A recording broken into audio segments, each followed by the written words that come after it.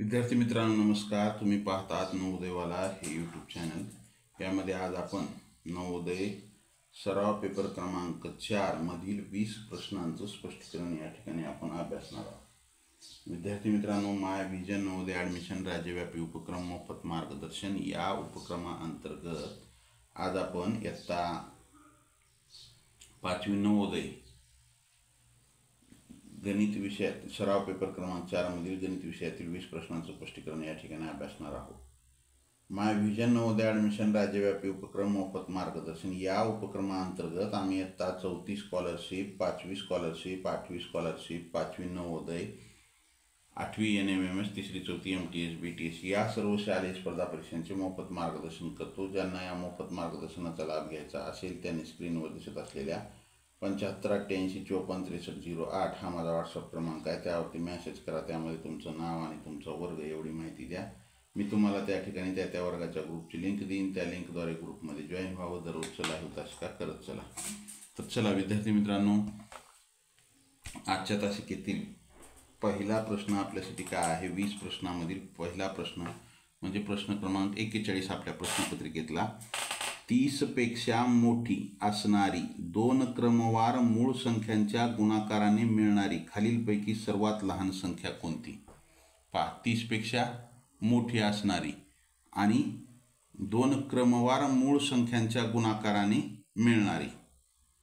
आता या ठिकाणी दोन मूळ संख्यांचा गुणाकार, मूळ संख्या कोणते? 2, 3, 5, त्याच्यानंतर 7, त्याच्यानंतर 11, 13, 17, 19। आता ह्याच्यापेक्षा या गुणाकार, ह्या दोघाचा गुणाकार केला तर किती येतो? 3 दोन्ही 6। या दोघाचा गुणाकार केला 3 पाच्या 15। या दोघाचा गुणाकार केला 7 पाच्या 35। आता 30 पेक्षा मोठी म्हणते, 30 पेक्षा मोठ्या सगळ्याच येतात। मग या दोन क्रमवार मूळ संख्येचा गुणाकार 35 होईल, म्हणजे काय येईल? हे उत्तर 35 येईल। क्रमवार म्हणते इथं पहा।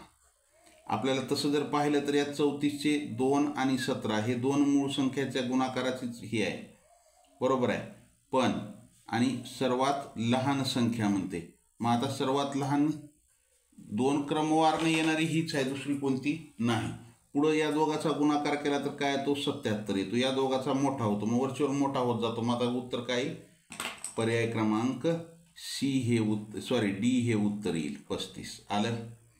पुढचा प्रश्न काय आहे आपल्यासाठी? एक इंजन एका मिनिटात 95 लिटर पाणी उपसते तर 13,965 लिटर पाणी उपसण्यास त्याला किती वेळ लागेल? पहा, एक इंजन आहे, एका मिनिटात 95 लिटर म्हणजे त्याला 95 लिटर एवढं पाणी उपसण्यासाठी किती वेळ लागू लागलाय? 1 मिनिट एवढा वेळ लागू लागलाय।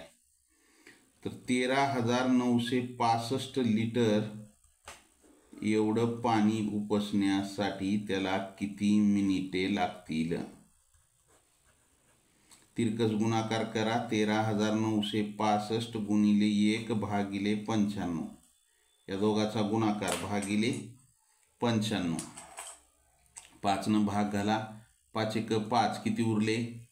4 उरले, 45 झाले। 5 9 45, 5 1 5, 4 उरले, 5 9 45 व 5 दुनी 10, 5 दुनी 10, 3 उरले, 39 झाले। 5 7 35, 4 उरले, 46 झाले। 5 9 45, 1 उरला, 15 झाले। 5 3 15, 19 भाग घालू आता। 5 दुनी 10, 3 उरले, 39 झाले। 5 7 35, 4 उरले, 46 झाले। 5 9 45, 1 उरला, 15 झाले। 5 3 15, 19 भाग घाला। 19 1 19, 19 1 19, 27 मधून 19 गेले, किती राहिले? 8 राहिले। पुढून 9 आहे, 89 झाले। 19 चोक 76, 19 पाचा 95, हे 19 चोक 76, 89 मधून 76 गेले, 89 मधून 76 गेले तर किती राहिले? 11 राहिले, 13 राहिले। 89 मधून 76 गेले, 13 राहिले। पुढे 3 आहे, 19 33 म्हणजे 147 मिनिटे एवढा वेळ लागेल। किती लागेल? 147 मिनिटे। 13,965 लिटर पाणी उपसण्यासाठी त्याला 147 मिनिटे एवढा वेळ लागेल. आलं? ज्यांचं आले त्यांचं अभिनंदन. पुढचा प्रश्न काय होता आपला? प्रश्न क्रमांक 43. आपल्या प्रश्नपत्रिकेमध्ये प्रश्न क्रमांक 43 काय होता? 7 + 4/10 + 9/100 + 8/1000 यांचा दशमान समकक्ष आहे. यांचा दशमान समकक्ष म्हणजे 7 अधिक हे 4/10 अधिक 9/100 अधिक 8/1000. तर का होईल इथे 7 अधिक हे शून्य कटला इथं दशांश म्हणजे 0.4 अधिक हे 2 शून्य कटले 2 अंक सोडून दशांश 0.09 अधिक हे 3 शून्य कटले 3 अंक सोडून दशांश 0.008. आलं का लक्षात? मग हे 7 अधिक 0.4 अधिक 0.09 अधिक 0.008 करा बेरीज 8, 9, 4.7 7.498 हे उत्तर. यांचा दशमान समकक्ष काय आला? 7.498 हा येईल. आला? चला पुढचा प्रश्न काय आहे? 78 या त्रिकोणी संख्येचा पाया किती? आपल्याला 78चा पाया काढायचा. तर काय करा? 78ची दुप्पट करा. 82 16ला 6 हातच्याला 1 62 14 आणि 1 15. आता काय करा? हे 156 च्या आधीची वर्गसंख्या कोणती आहे? 156च्या आधीची 12चा वर्ग 144 13चा वर्ग 169. म्हणजे आपण जर हे 156 वर्गमुळामध्ये घेतलं तर ह्याच्या आधीची वर्गसंख्या कोणती आहे? 144. मग हे 144 वर्गमुळात घेतलं तर ह्याचा कशाचा वर्ग आहे? वर्गमूळ काय तर 12. हे 12चा वर्ग आहे. मग ह्याचा पाया काय झाला? तर पाया झाला 12. ही 12वी 78 ही 12वी त्रिकोणी संख्या आहे. पाया काय येईल ह्याचा? 12. आलं? चला प्रश्न क्रमांक 45 काय आहे? प्रश्न क्रमांक 45. जेव्हा 144.144ला 12ने भागण्यात येते तेव्हा येणारा भागाकार असतो. हे 144.144ला आपल्याला काय करायचे? 12ने भाग घालायचे. आता तुम्हाला मी 2 पद्धतीने सांगतो. हे दशांशाच्या पुढे 3 अंक आहेत. इथं 3 शून्य देऊन टाका. दशांश निघून गेला. इथं काय राहिलं? हे 144 आणि छेदामध्ये 12. हे 12 × 12 12 × 12 2 उरले 24 झाले. 12 दुनी 24. 1ला भाग जात नाही 0 दिला. पुढचा 4 घेतला. 12 × 12 2 उरले 12 दुनी 24. आणि हे इथं 3 शून्य येतं ना. मग हे 3 शून्य इथं आले. म्हणजे काय आलं? 12,012 भागिले 1,000. हे 3 शून्य कटले दशांश इथं आला 12.012. अशा पद्धतीने ह्याचा भागाकार येते. किंवा तुम्ही डायरेक्ट ह्याला भाग घाला. हे 144.144 भागिले 12. 12 × 12 12 × 12 12 दुनी 24. हे दशांशाला दशांश 1ला भाग जात नाही 0 आहे. पुढचा 4 घेतला 14 झाले. 12 × 12 2 उरले 12 दुनी 24. 12.012 हे उत्तर येते. तुम्हाला मी दोन्हीही पद्धतीनं सांगितले. आलं? पुढचा प्रश्न काय होता? प्रश्न क्रमांक 46. प्रश्न क्रमांक 46. 4,9,16 4,9,16 टिंब या रचनेचे पुढील 3 अंक कोणते? आता 4, 9, 16 हे कोणत्या संख्या येतात? 4, 9, 16 जर आपण पाहिलं तर या काय आहेत? वर्ग संख्या येतात. हे 2चा वर्ग आहे. हे 3चा वर्ग आहे. 4चा वर्ग. हे क्रमवार संख्यांचे वर्ग आहेत. मग इथं 5चा वर्ग येणार 25. इथं 6चा वर्ग येणार 36. 7चा वर्ग येणार 49. आलं का लक्षात? म्हणजे 25, 36, 49, 25, 36 आणि 49 पर्याय क्रमांक सी हे उत्तर येईल. काय येईल उत्तर? पर्याय क्रमांक सी. 25, 36 आणि 49 ही 3 संख्या येतील इथं. आले का लक्षात? ज्यांचं आले त्यांचं अभिनंदन, ज्यांचं चुकलंय त्यांनी लिहून घेत चला. पुढचा प्रश्न, प्रश्न क्रमांक 47. का आहे प्रश्न क्रमांक 47? एका माणसाने 12 किमी दूर असलेल्या ठिकाणी जाण्यासाठी टॅक्सी भाड्याने घेतली. 12 किलोमीटर अंतरावर त्याला जायचं होतं, त्याने टॅक्सी भाड्याने घेतली. पहिल्या 2 किमीकरिता 25 रुपये भाडे होते. म्हणजे त्याला एकूण 12 किलोमीटर जायचं होतं. जर पहिले 2 किलोमीटर, हे पहिले 2 किलोमीटरमध्ये कुठंही जरी त्यानं उतरला तर त्याला किती? 25 रुपये द्यावे लागणार होते. बरोबर आहे. आणि त्यानंतरच्या प्रत्येक किलोमीटरकरिता 10 रुपये, पुढील प्रत्येक 1 किलोमीटरकरिता 10 रुपये द्यायचे होते. तर त्याला द्यावे लागणारे एकूण भाडे किती? पहा, हे त्याला 12 किलोमीटर जायचं होतं. किती जायचं होतं? हे 12 किलोमीटर जायचं होतं. मग पहिल्या 2 किलोमीटरला 25, मग ह्यानं हे 2 किलोमीटर इथपर्यंत गेला. हे 2 किलोमीटर समजा पहिले, इथं त्याला किती दिला? 25. आणि हे शिल्लक किती राहिलं? हे इथून एवढं, हे 10 किलोमीटर आहे.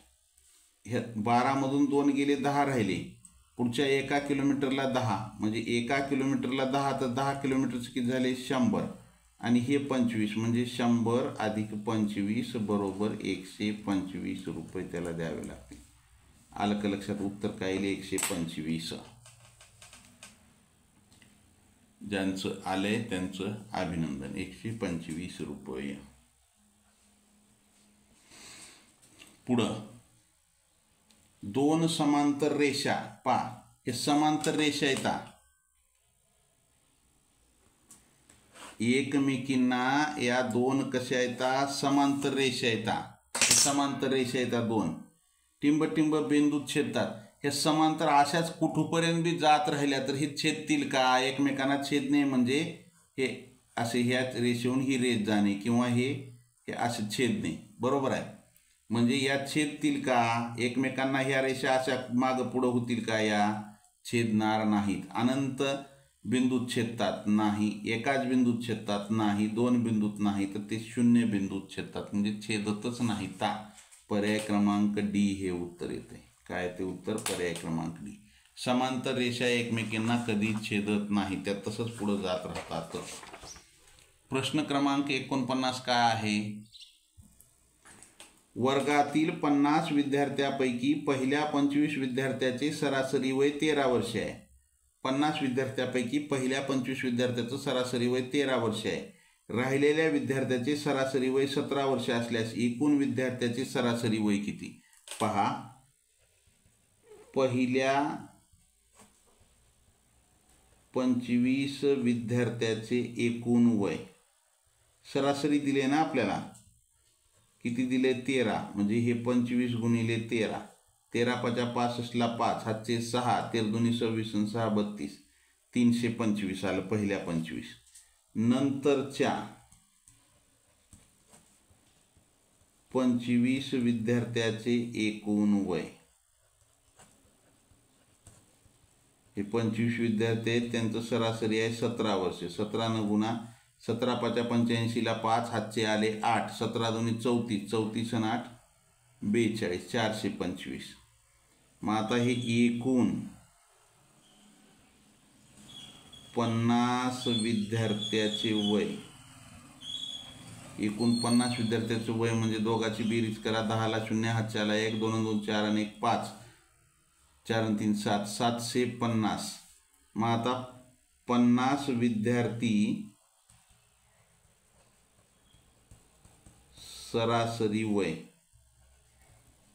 750 भागिले 50. हे 0 कटला, हे 0 कटला. 5 1 5, 5 1 5, 2 उरले, 5 5 25, 15 वर्ष. किती वर्ष? 15 वर्ष. आलं का लक्षात? अशा पद्धतीने हा प्रश्न सोडवायचा। पुढचा प्रश्न आपल्यासाठी काय, प्रश्न क्रमांक 50 काय होता, एका काटकोन त्रिकोणाचा कर्ण 15 सेंटीमीटर, एक बाजू 12 सेंटीमीटर आहे, तर दुसरी बाजू कोणती पहा। हा काटकोन त्रिकोण आहे, काटकोन त्रिकोण आहे हा, त्याचा कर्ण दिला आहे हा 15 सेंटीमीटर, त्याची एक बाजू ही 12 सेंटीमीटर दिली आहे, दुसरी बाजू आपल्याला काढायची आहे। तर या ठिकाणी आपल्याला काय करावं लागतं, हा काटकोन त्रिकोण दिला आहे, बरोबर आहे।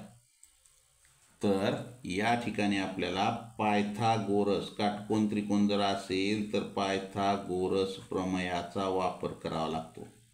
पायथागोरस प्रमेय सूत्र काय आहे, पायथागोरस प्रमेयानुसार कर्ण वर्ग बरोबर पाया वर्ग अधिक उंचीचा वर्ग, कर्णाचा वर्ग बरोबर पायाचा वर्ग अधिक उंचीचा वर्ग। कर्ण दिलाय 15, 15चा वर्ग बरोबर आपण पाया धरू 12, 12चा वर्ग अधिक उंचीचा वर्ग। आता या ठिकाणी काय करू, 15चा वर्ग 225 बरोबर 12चा वर्ग 144 अधिक उंचीचा वर्ग आपल्याला काढायचे। ही 144 इकडे घेऊन या, 144 इकडे आणा, हे 225 वजा 144 बरोबर उंचीचा वर्ग। काय येईल इथं, हे 5 मधून 4 गेले, 1 राहिले, 12 मधून 4 गेले, इथं 5 मधून 4 गेले 1, 2 मधून 4 जात नाही, 12 मधून 4 गेले 8 राहिले आणि 0, हे उंचीचा वर्ग बरोबर 81। मग उंची बरोबर वर्गमुळामध्ये 81, मग 81 कशाचा वर्ग आहे, 9चा, मग उंची बरोबर 9 सेंटीमीटर। उंची किती येईल, 9, दुसरी बाजू किती, 9 सेंटीमीटर येईल। पर्याय क्रमांक सी हे उत्तर असेल। काय असेल उत्तर, पर्याय क्रमांक सी। अशा प्रकारे हा प्रश्न सोडवायचा। प्रश्न क्रमांक 51 काय आहे, प्रश्न क्रमांक 51 काय होता प्रश्नपत्रिकेमध्ये, 800 मीटर लांबीची आगगाडी ताशी 60 किमी वेगाने 200 मीटर लांबीचा बोगदा ओलांडण्यास किती वेळ लागेल। इथं 2 लांब्या दिल्यात, आगगाडीची लांबी आहे आणि 200 मीटर लांबीचा बोगदा आहे, बोगद्याची लांबी आहे, त्याचा वेग दिलाय 60 किलोमीटर, तर त्याचा वेळ काढायचे। वेळ बरोबर अंतर भागिले वेग गुणिले 18/5। अंतर किती आहे, हे 800 अधिक दोन्ही लांब्या एकत्रित करा 200 भागिले वेग आहे 60 गुणिले 18/5। मग काय येईल, 800 आणि 200 1000 भागिले 60 गुणिले 18/5। हे 0 कटला, हे 0 कटला, 5 1 5, 5 2 10, 0 20 आला, 6 1 6, 6 3 18, 20 3 60 सेकंद एवढा वेळ लागेल। त्याला किती वेळ लागेल, 60 सेकंद एवढा वेळ लागेल। अशा पद्धतीने हे सोडवायचं। आलं, रेल्वेवरील प्रश्नामध्ये 18/5चा वापर करायचा। 600 म्हणजे 37.5 ची किती पट। आता पहा, पट म्हणजे गुणिले, म्हणजे अशी मांडणी जर केलो 37.5 गुणिले, इथं आपल्याला हे माहिती नाही, बरोबर 600, याला आपण x धरू, मग x बरोबर 600 भागिले 37.5, इकडं गुणिले होते, इकडं जाऊन भागिले, एक अंक दशांश चिन्ह आहे पुढं, दशांश चिन्हाच्या पुढे एक अंक आहे, मग ते दशांश काढण्यासाठी वर 0 दिला। मग आता काय आलं, 6000 भागिले 375, 5 न भाग घाला, 5 7 35, 2 उरले, 5 5 25, 5 1 5, 1 उरला, 10 झाले, 5 2 10, 0 0, 25 3 75, 25 2 100, 25 2 100, किती उरले, 20 उरले, 200 झाले, 25 8 200। मग या 28ला 3 न भाग घाला, 3 1 3, 3 9 27, एक उरला, भाग जात नाही, दशांश दिला, 3 त्रिक 9, 3 त्रिक 9, 9 दशांश चिन्ह 3 3 हे उत्तर येते. याच्या एवढी 9 दशांश चिन्ह 3 3. पुढं आता ते आपण भाग घालत गेला तर 3च येणार आहे. 37 दशांश चिन्ह 5 ची 9 दशांश चिन्ह 3 3 पट.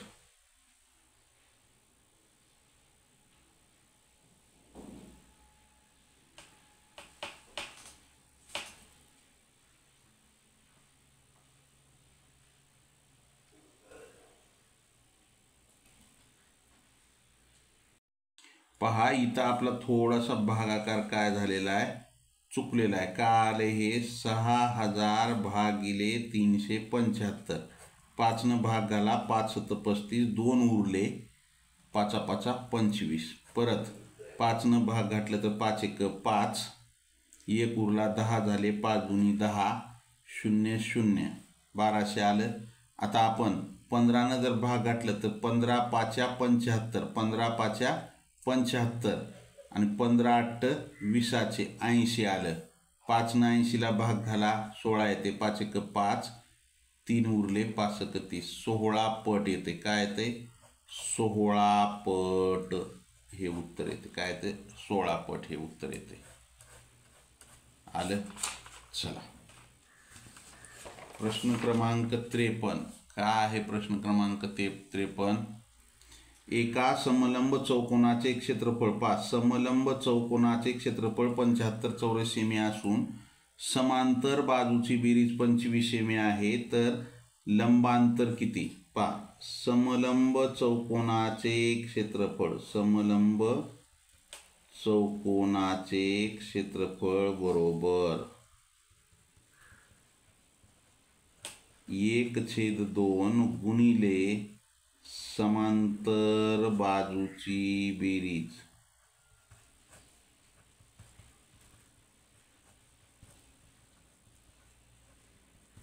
लंबांतर.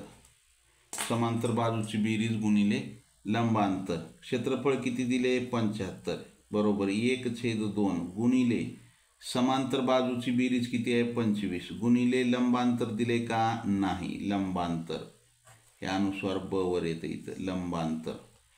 मग काय करू? इकडल्या गोष्टी इकडे घेऊन येऊ. हे 75 हे भागिले 2 होतं, इकडं गुणिले येईल. 25 गुणिले होतं, इकडं भागिले येईल.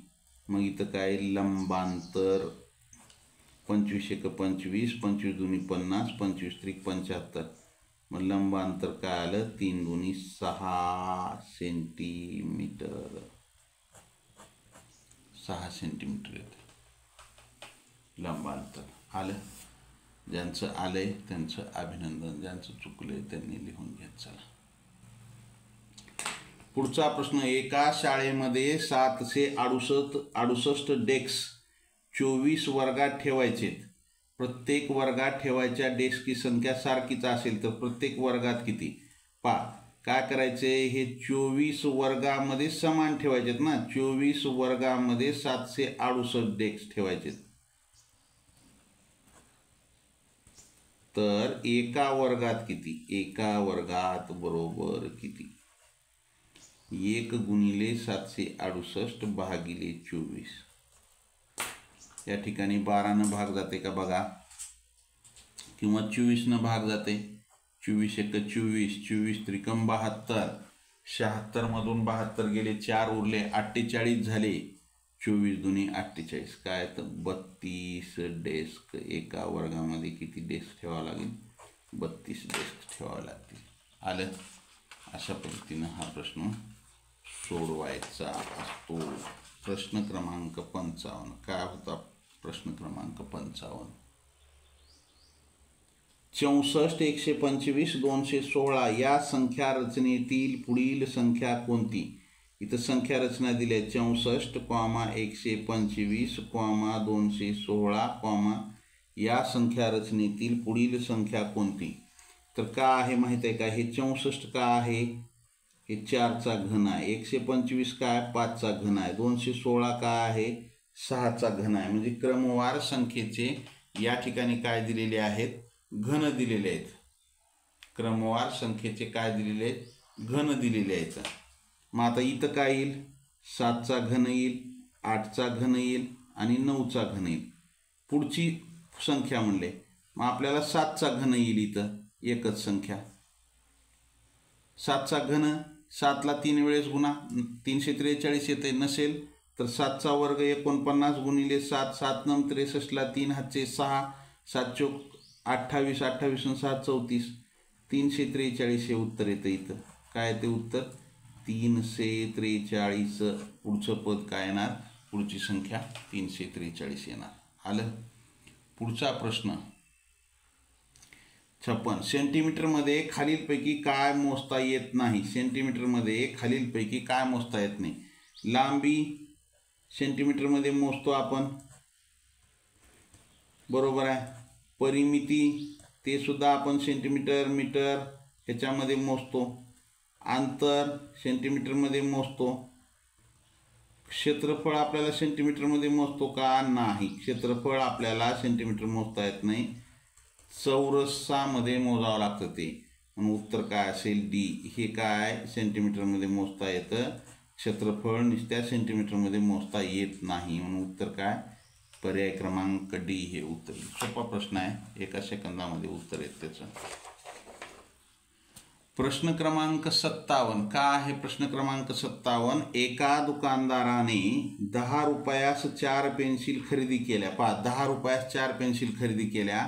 12 रुपयात 3 पेन्सिल या दराने विक्री केल्या. त्याला शेकडा नफा किती झाला. हे 10 रुपयाला 4 पेन्सिल खरेदी केल्यात त्यानं आणि 12 रुपयाला 3 या दरानं विकल्यात. बरोबर आहे. मग आपण ह्याची खरेदी किंमत काढू. 10 भागिले 4, 10 भागिले 4, 4 1 4, 4 2 8, 2 उरले भाग जातनी दशांश, 4 पंचे 20, 2 रुपये 50 पैसे ह्याची खरेदी किंमत आहे. मग तसंच विक्री किंमत काढा. 12 रुपयामध्ये 3 विकल्याता. 12 भागिले 3, 3 1 3, 3 चोक 12, 4 रुपये काय आहे विक्री किंमत आहे. मग ह्याचा नफा काढा. 4 वजा 2 दशांश चिन्ह 5 बरोबर 1 दशांश चिन्ह 5 रुपये काय झाला ह्याचा नफा. 1.5 रुपये नफा आलाय. बरोबर आहे. मग शेकडा नफा विचारले आपल्याला. नफा 1.5 गुणिले 100 भागिले खरेदी किंमत 2.5. हे दशांश निघून गेला, हे दशांश निघून गेला. 15 गुणिले 100 भागिले 25, 25 1 25, 25 चोक 100, 15 चोक 60 रुपये. हे 60% नफा किती झाला, 60% नफा. नफा बरोबर 60% किंवा शेकडा नफा किती झाला, 60 झाला. आलं. अशा पद्धतीनं हा प्रश्न सोडवायचा, काहीच अवघड नाही. पुढचा प्रश्न आहे वर्गमुळामध्ये 36 अधिक वर्गमुळामध्ये 169. तर काय करू, वर्गमुळामध्ये 36 अधिक हे वर्गमूळ काढून टाकू. 169 कशाचं वर्ग आहे, 13चं वर्ग आहे. हे 13. मग वर्गमुळामध्ये 36 अधिक 13 बेरीज करा. 6 आणि 3 9, 3 आणि 1 4. आता 49 कशाचा वर्ग आहे, 7चा. मग उत्तर काय येईल आपलं, तर उत्तर येईल 7. आलं. ज्यांचं आलंय त्यांचं अभिनंदन, ज्यांचं चुकलंय त्यांनी लिहून घेत चला. पुढचा प्रश्न आपल्यासाठी काय आहे. पुढचा प्रश्न चौरसाचा कर्ण 14 चौरसाचा कर्ण 14 सेमी असेल तर चौरसाचे क्षेत्रफळ किती. तर चौरसाचे क्षेत्रफळ आपल्याला जर कर्ण दिला आहे आणि त्याचं जर आपल्याला चौरसाचं क्षेत्रफळ काढायचं आहे तर त्याचं सूत्र काय आहे, कर्णाचा वर्ग भागिले 2. चौरसाचे क्षेत्रफळ कर्ण दिला असताना क्षेत्रफळ काढायचं असेल, कर्णाचा वर्ग भागिले 2. कर्ण किती दिलाय, 14. हे 14चा वर्ग म्हणजे 14 गुणिले 14 भागिले 2.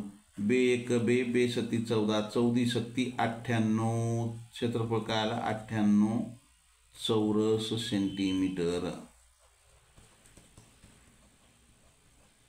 अशा प्रकारे हा प्रश्न सोडवायचा. आलं. कर्ण वर्ग भागिले 2. पुढचा आणि शेवटचा प्रश्न काय होता, दिशांत व ओम यांनी अनुक्रमे 6,500 व 9,000 रुपये गुंतवून एक व्यापार सुरू केला तर वर्षाअखेरीस झालेला नफा त्यांना खालीलप्रमाणे कोणत्या प्रमाणात वाटून घ्यावा. पहा, दिशांत व ओम यांनी 6,500 आणि 9,000 गुंतविले. मग यामध्ये दिशांतने किती गुंतविले? 6,500 आणि ओमने किती गुंतविले? 9,000 रुपये गुंतविले. वर्षाअखेरीस त्यांना झालेला नफा कोणत्या प्रमाणात वाटून घ्यावा? आता दोघांनी ज्या प्रमाणात पैसे गुंतविले त्याच प्रमाणामध्ये नफा सुद्धा वाटून घ्यावा लागेल. दिशांतचे कमी आहेत, ओमचे जास्त आहेत, मग दिशांतला नफा कमीच येईल, ओमला जास्त जाईल. मग आता ह्याचं प्रमाण काढायचे तर काय करा, हे 2 शून्य कटले, हे 2 शून्य कटले. 6,500 भागिले 9,000, अगोदर ज्याचं नाव दिले ते अगोदर घेतलं. हे 2 शून्य कटले, हे 2 शून्य कटले. बरोबर आहे. आता 5 जर भाग घातलं तर इथे येते 13 आणि 5 जर इथं भाग घातलं तर इथे येते 18. म्हणजे हे 5 जर भाग घातलं तर 13 आणि 5 भाग घातलं तर 18. 13 18 जेवढा काही नफा होईल त्याचे समान भाग करायचे आणि त्याच्यातले 13 भाग दिशांतला द्यायचे आणि 18 भाग कुणाला द्यायचे? ओमला. 13 18 या प्रमाणात तो नफा वाटून घ्यावा लागेल. पर्याय क्रमांक ए आलं. चला, ज्यांचं आलंय त्यांचं अभिनंदन. अशा प्रकारे आपले या ठिकाणी 20 प्रश्न संपलेले आहेत. लाईक केलं नसेल लाईक करा, नवीन असाल जरूर सबस्क्राईब करा. सबस्क्राईबच्या बाजूला बेल आयकॉनचं बटन आहे, त्याला प्रेस करा म्हणजे इथून पुढचे येणारे व्हिडिओ असतील किंवा लाईव्ह तासिकेचं नोटिफिकेशन असेल सर्वात अगोदर तुम्हाला मिळेल. Like, share and subscribe. या ठिकाणी आपण थांबू. जय हिंद, वंदे मातरम. Bye. See you next period. Have a nice day.